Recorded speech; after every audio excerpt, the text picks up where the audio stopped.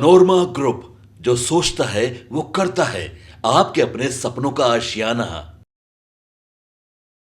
2 दिन पहले तक ये चर्चा खूब जम के चल रही थी कि नीतीश कुमार और तेजस्वी यादव के बीच में एक समझौता हुआ है और समझौते के तहत दोनों एक साथ आने वाले हैं।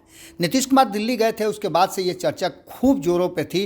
और इतना ही नहीं, जब अशोक चौधरी दुबई गए थे और दुबई में ही तेजस्वी यादव थे, तो ये बातें खूब चर्चा में थी। कयास लगाए जा रहे थे कि सब कुछ सेट है, सारा प्लान सेट हो गया है, लौटते ही तेजस्वी यादव के नीतीश कुमार कोई बड़ा फैसला लेंगे, 2 राज्यों के चुनाव के परिणाम के बाद बहुत कुछ होगा। लेकिन अचानक से ये सब कुछ बदला हुआ दिखाई दे रहा है।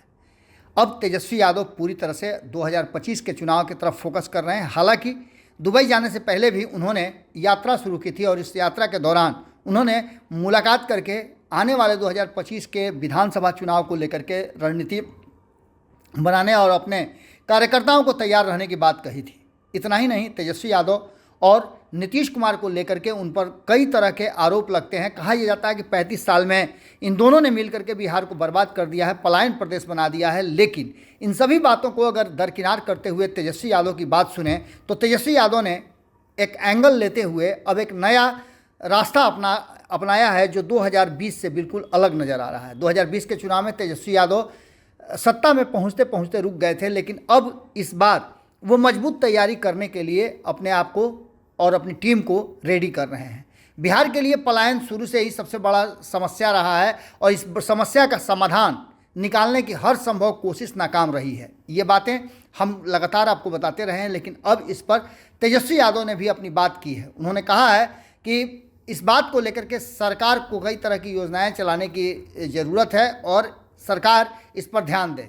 उन्होंने कहा है कि कई दावों के बावजूद सूबे के अंदर पलायन का दर किस कदर बढ़ रहा है, इस बात से इनकार नहीं किया जा सकता है और ये आंकड़े सभी के लिए सार्वजनिक रूप से हैं। ऐसे में इस बढ़ते हुए पलायन को लेकर के किस तरह से आगे की रणनीति बनाई जाए, इसको लेकर तेजस्वी यादव ने अपनी रणनीति बताई है। उन्होंने बिहार की एनडीए सरकार पर सवाल खड़ा करते हुए कहा है कि जिस तरह से पिछले 20 सालों से सत्ता पर काबिज हैं मुख्यमंत्री नीतीश कुमार, लगातार वो दूसरी सरकारों पर उंगली उठाते हैं, लेकिन उनकी सरकार में अब तक उनकी नींद नहीं टूटी है कि किस तरह से बिहार के लोग जा कर के अलग अलग राज्यों में काम करते हैं और उनके परिवार के लोगों की जो माली हालत है वो कैसी है। बिहार को लेकर के जिस तरह की बातें कही जा रही हैं, जिस तरह से रोज़गार मुहैया कराने में सरकार पिछड़ रही है, वो कहीं ना कहीं इस बात की तरफ इशारा कर रहा है कि पूरी तरह से नीतीश सरकार फेल है। अपने सोशल हैंडल एक्स पर ट्वीट करते हुए उन्होंने केंद्र सरकार द्वारा संसद में दिए गए आंकड़ों के अनुसार प्रतिवर्ष बिहार में लगभग 3 करोड़ लोग पलायन करते हैं। ये वो आंकड़े हैं जो श्रम विभाग के पोर्टल पर पंजीकृत भी हैं। एक अनुमान के अनुसार बिहार में लगभग 5 करोड़ लोग प्रतिवर्ष और अस्थायी नौकरी रोजगार के लिए पलायन करते हैं। 20 वर्षों की नीतीश बीजेपी सरकार में पलायन के आंकड़े बहुत भयावह है। इस पर विशेष निगाह देने की बात तेजस्वी यादव ने की है। तेजस्वी यादव ने कहा है कि 20 वर्षों में एनडीए सरकार ने बिहार में उद्योग धंधे लगाने की दिशा में कोई सकारात्मक कदम नहीं उठाया है और जब हमने प्रयास किया तब कहीं ना कहीं नीतीश कुमार ने उसको भी रोक दिया। 17 महीनों के हमारे कार्यकाल में राजद जो उद्योग विभाग को लेकर के निवेश के लिए 50,000 करोड़ के एमओयू पर साइन करवाए थे, उसका भी कोई अब तक अता पता नहीं है। इतना ही नहीं, तेजस्वी यादव ने बिहार सरकार के साथ साथ 10 वर्षों की डबल इंजन की सरकार यानी नरेंद्र मोदी की सरकार जो केंद्र में है उसको लेकर के भी ज़बरदस्त हमला किया है। तेजस्वी यादव ने कहा है कि जिस तरह से बिहार ने भारतीय जनता पार्टी और एनडीए की सरकार को बिहार से झोली भर भर के सीट दी है, उसके अनुसार बिहार के साथ दोहरे असर का व्यवहार किया गया है।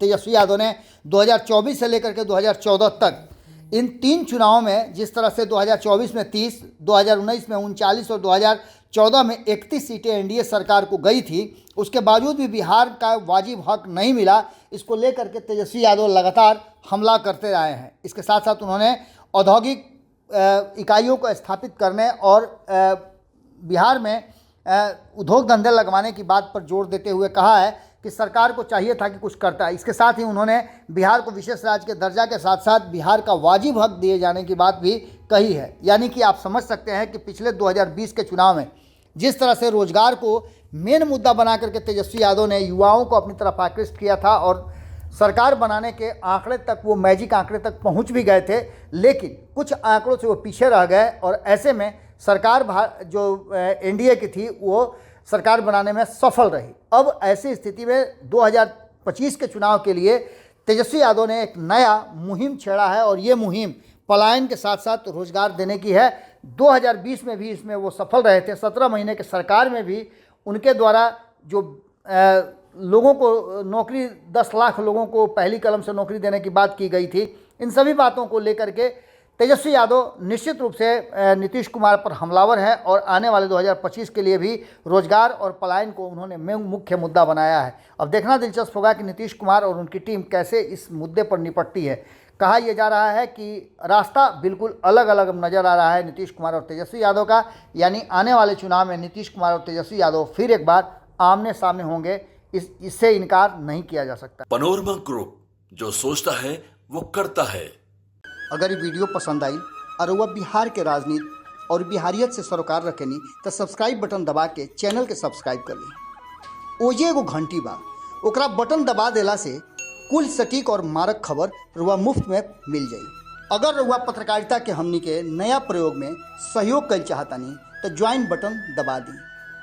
पेटीएम नंबर नोट कर ली 9386816700। धन्यवाद।